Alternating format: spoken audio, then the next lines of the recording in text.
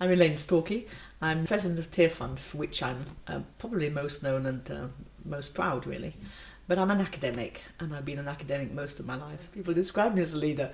I have a little giggle because that's not how I see myself. But I know I am, because I know that when I go into a room, people are quiet and wait to hear what I have to say, which I think is hysterically funny. But you also have to take that very seriously, because if you're a leader, then you have responsibilities that go with leadership.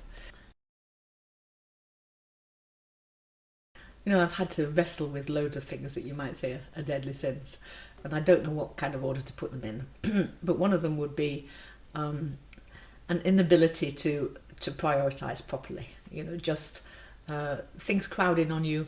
Somebody wants you to do something, then somebody else wants you to do something, and before you know where you are, your life is fragmenting right in front of you, and you think, can it really be the case that God wants me to do all of this?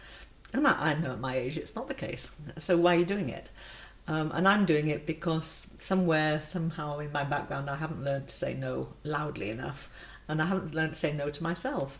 I think another sin is actually levels of impatience with other people, especially where they get it wrong over and over again. It's fine if they're not themselves in positions of leadership. I have no impatience with people who are struggling and learning and trying to move on, and are vulnerable and weak. So coping with anger, righteous anger, but anger nevertheless in a situation is another thing that I've had to struggle with, especially when you can see what's going on. And I think as women leaders, we often can see the subtext. You know, we do know what's going on under the surface.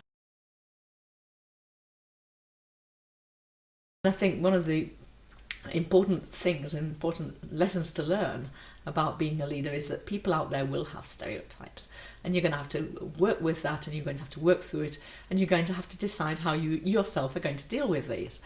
And I think it's really up to you, up to your own personality, as to how you wade through. I think another thing on my journey to leadership that I've had to learn is when to speak up and when to be silent, because very often women have a lot to say, and sometimes we're not heard, and sometimes we're not heard because we apologise when we say things. We kind of don't say them at the right time.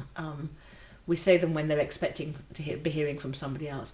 So it's timing. It's learning to speak, learning when your contribution is going to be most valued, and that's been a very important lesson for me.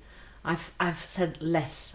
As I get older, I say less rather than more. The important thing of our leadership today is that we've got to be aware of where it might take us, and it's amazing where it does take us, and sometimes that just takes your breath away. You suddenly find you're in a situation and you're a leader, and you've never been there before, and they're waiting for you to say something and do something that's actually brings hope and light into that situation.